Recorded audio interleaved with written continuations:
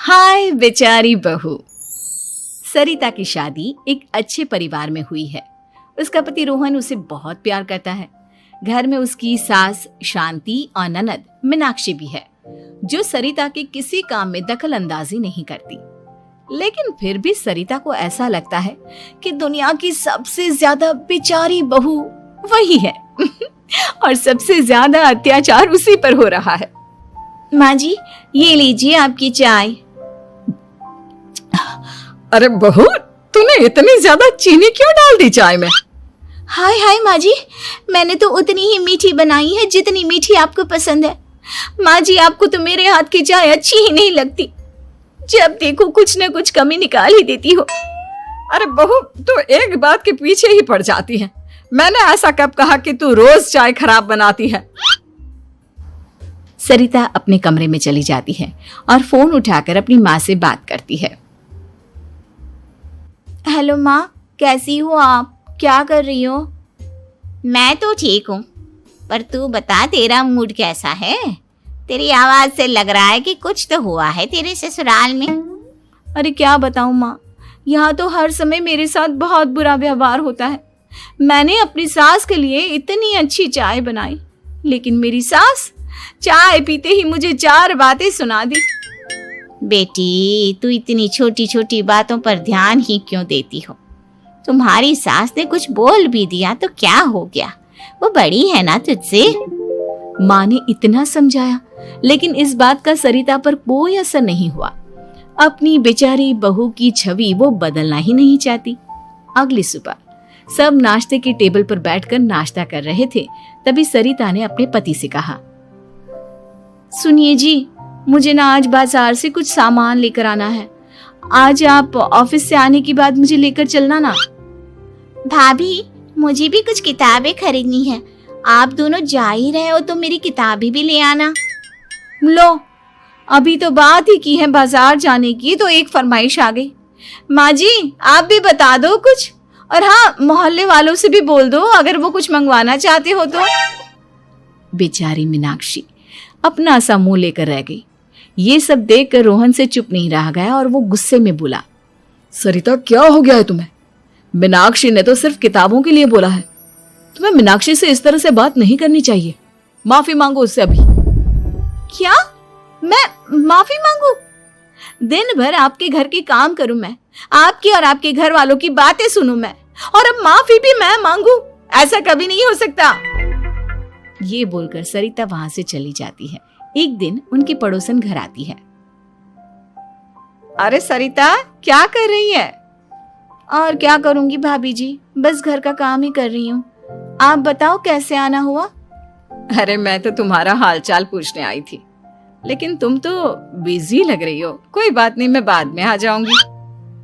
और क्या करूं भाभी जी, जब से शादी होकर आई हूँ ना, बस काम ही कर रही हूँ। और इस घर में ना कोई मेरी कदर नहीं करता। पति है जो बस घर से ऑफिस, ऑफिस से घर। ननद को तो कॉलेज से फुर्सत नहीं। बची सास तो उनका सारा समय मेरी गलतियां निकालने में लग जाता है। अरे ये क्या कह रही हो सरिता? तुम्हारी सास तो पूरे मोहल्ले में तुम्हारी तारीफ करती फिरती है कि तुम बहुत अच्छी हो, पूरा घर तुम्ही ने संभाल रखा है। हाँ तो क्या हुआ? इसमें गलत क्या कहती हैं? सच्ची तो कहती हैं। मेरी मर्जी के बिना इस घर का पत्ता भी नहीं हिलता। शाम को जब रोहन घर आया तो उसने सबसे कहा, कल हम सबको मौसी जी के घर जाना है। उनकी बेटी की शादी है। सब अपनी अपनी पैकिंग कर लो, सुबह होते ही निकल जाएंगे। और सरिता, तुम कान खोलकर सुन लो, वहां जाकर किसी की बुराई भलाई शुरू मत कर देना, नहीं तो मुझसे बुरा कोई नहीं होगा। हाय हाय जी, आप तो ऐसे कह रहे हो जैसे मैं सुबह शाम सबकी बुराई करती फिरती हूँ। आज तक कोई कह नहीं सकता कि मैंने किसी की पीठ पीछे किसी के बारे में कोई बुरी बात बोली हो तो। अरे बस बहू, बात को और ज्यादा आगे मत बढ़ा। हमें सब पता है तो हमारे साथ क्या व्यवहार करती है। ये बात घर तक रखना, शादी में किसी को कुछ मत बोलना, नहीं तो सब कहेंगे कि शांति की बहू कितना बोलती है। हाँ हाँ, सब कुछ तो मैं ही बोलती हूँ ना। आप लोग तो हर समय फूलों की बारिश करते रहते हो मेरे ऊपर। सारी गलती मेरी है जो मैं इस घर में आई। सबका कितना ध्यान रखती हूँ, लेकिन फिर भी मेरी तो आप लोगों की नजर में कोई कदर ही नहीं है। अगली सुबह सब लोग मौसी जी के घर पर चले जाते हैं। वहां पर शादी का माहौल होता है, सब जगह चहल पहल होती है, बहुत सारे मेहमान आए हैं। सरिता को वहां बहुत अच्छा लग रहा है। वो अपने मन में सोचती है, यहाँ कितना अच्छा लग रहा है, कितनी रौनक है। मैं यहाँ किसी से ज्यादा बात नहीं करूंगी। अगर मेरे मुंह से कुछ ऐसा वैसा निकल गया तो रोहन जी तो मुझसे गुस्सा हो जाएंगी। सरिता ये सब सोच ही रही थी कि वहां रोहन की कजिन साक्षी आ गई और सरिता से बोली, आप सरिता भाभी हो ना? जितना आपके बारे में सुना था आप तो उससे भी ज्यादा सुंदर हो। हाँ वो तो है, मेरी सुंदरता की तारीफ सब करते हैं। मेरे मायके में तो सब यही बोलते हैं कि रोहन जी की किस्मत बहुत अच्छी है जिन्हें मैं मिली। लेकिन आप कौन है? मैंने आपको पहचाना नहीं। मैं रोहन भैया की कजिन हूँ। आपकी शादी पर नहीं आ पाई थी ना, इसलिए आप मुझसे मिली नहीं कभी। शांति मौसी और मीनाक्षी आपकी बहुत तारीफ करते हैं। क्या कहा तुमने? मेरी तारीफ? कभी नहीं। मेरे ससुराल वाले कभी मेरी तारीफ कर ही नहीं सकते। मैं इतनी अच्छी हूँ, मेहनती हूँ, लेकिन उन्हें तो मेरी कदर ही नहीं।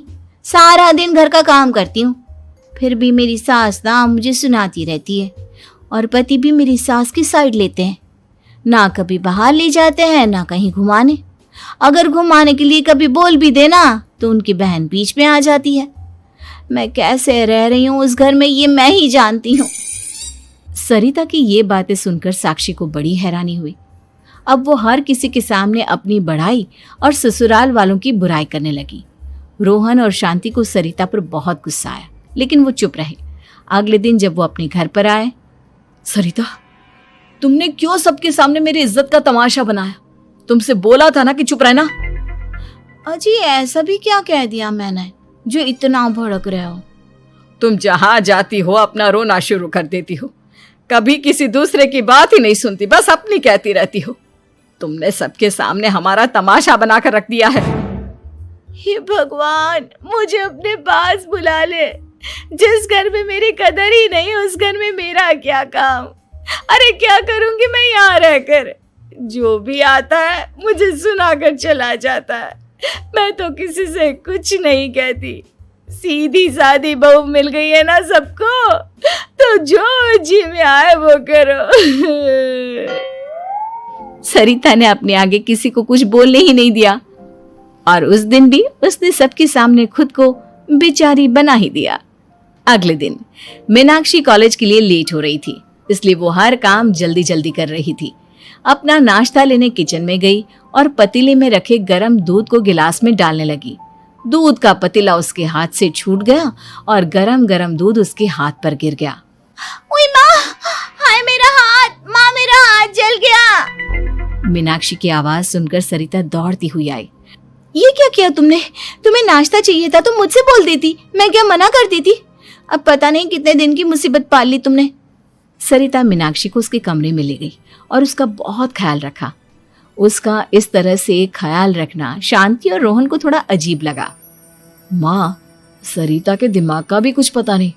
कल शादी में सबको इतना कुछ बोल कर आई है हमारे बारे में, और अब मीनाक्षी की कितनी अच्छी देखभाल कर रही है। ये ऐसा क्यों करती है? बेटा, तेरी बीवी की ना आदत हो गई है सबके सामने खुद को बेचारी दिखाने की, और आदत इतनी जल्दी नहीं बदलती। जब ये बोलना शुरू करती है तो रुकने का नाम ही नहीं लेती, इसलिए इसे पता ही नहीं चलता कि ये किसके सामने क्या बोली जा रही है। लेकिन दिल की बहुत अच्छी है।